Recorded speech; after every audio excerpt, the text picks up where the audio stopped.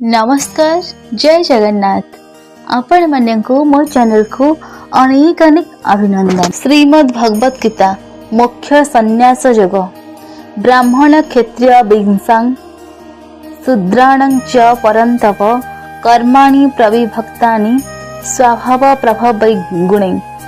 ब्राह्मण क्षत्रिय वैश्य एवं शूद्र मानकर कर्मर विभाजन सेमानकर स्वभाव जात गुणर अनुसार होइथाय, जन्म अनुसार नहे।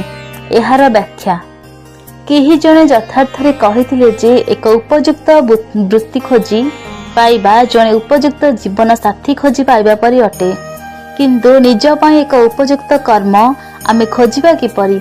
श्रीकृष्ण एठारे स्पष्ट करिसेंति जे मनुष्य व्यक्तित्व रे गुणर प्राधान्य दि अनुसारी सेमानंकर स्वभाव भिन्न भिन्न होइथाय। तदनुसारी सेमानंक पाए निर्धारित वृत्ति मध्य भिन्न भिन्न होइथाय। स्वभाव प्रभावैर गुणे मनुष्यर गुण और स्वभाव उपरे आधारित कार्य अनुसारी वर्णाश्रम धर्म प्रणाली समाज गठनर एक वैज्ञानिक पद्धति थिला। एही विभक्तिकरण प्रणाली चारोटी आश्रम जीवन सोपान एवं आश्रम जार अवधि जन्म ठारू 25 वर्ष बयस। द्वितीय है गृहस्थ आश्रम पारिवारिक जीवन यह 25 ठारू 50 वर्ष पर्यंत साधारण वैवाहिक जीवन। तृतीय है वानप्रस्थ आश्रम अर्ध संन्यास जीवन यार अवधि 50 रु 75 पर्यंत। यही सोपान व्यक्ति परिवार रही त्यागर आचरण करिथाय। चतुर्थ है संन्यास आश्रम पूर्ण त्याग यह 75 वर्ष बयस आगक होइथाय। एही आश्रम व्यक्ति समस्त पारिवारिक कर्म त्याग करी एक पवित्र धाम रे वास करने सहित भगवान ठारे मनोनिवेश करिथाय। चारि वर्ण वृत्तिगत श्रेणी गुड़िक है ब्राह्मण पूजक श्रेणी क्षत्रिय योद्धा एवं शासक श्रेणी वैश्य व्यवसायी एवं कृषक श्रेणी एवं शूद्र श्रमिक श्रेणी। वर्णाश्रम धर्म रे कौनसी वर्ण को उच्च व नीच विचार करा जाउ नथिला। समाजर केंद्र भगवान थिले। प्रत्येक व्यक्ति गुण अनुसार कर्म करी निजर तथा समाजर पोषण करने सहित भगवत प्राप्ति दिगरे अग्रसर होई निज जीवन को सफल करुथिले। अतएव वर्णाश्रम प्रणाली रे विविधता रे एकता थिला। विविधता स्वाभाविक अटे जहाको दूर करा जाई परिबो नाही। आमर शरीर रे विभिन्न प्रकार अंग रहिछि एवं सेमाने समस्ते भिन्न भिन्न कार्य तुलाई थांती।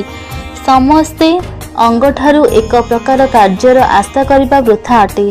सेमानंकु परस्पर ठारू भिन्न भावरे देखिबा अज्ञानतार सूचक नुहे, बरं तांको उपयोगितार यथार्थ ज्ञान अटे।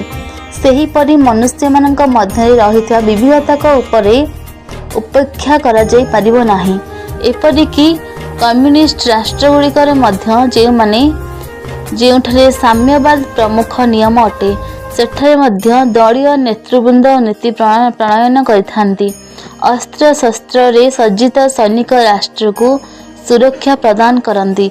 कृषक जमी चाष करती एवं शिल्प श्रमिक माने यांत्रिक वृत्ति रे नियुक्ति थांती। समानता प्रदान करिवार समस्त उद्यम सत्ते सेठारे मध्य 4 प्रकार वृत्ति रही।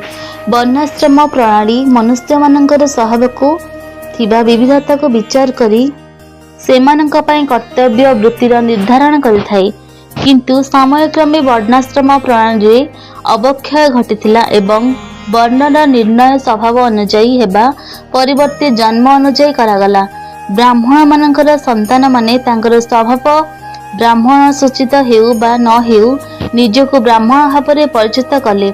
मनुष्य मध्य उच्च और नीच जातिर परिकल्पना करागला एवं उच्च जातिर व्यक्ति नीच जातिर व्यक्ति को हेय दृष्टि देखा लगिले। एही प्रणाली कठोर एवं जन्मगत होइजिबा द्वारा यह निष्क्रिय होइगला।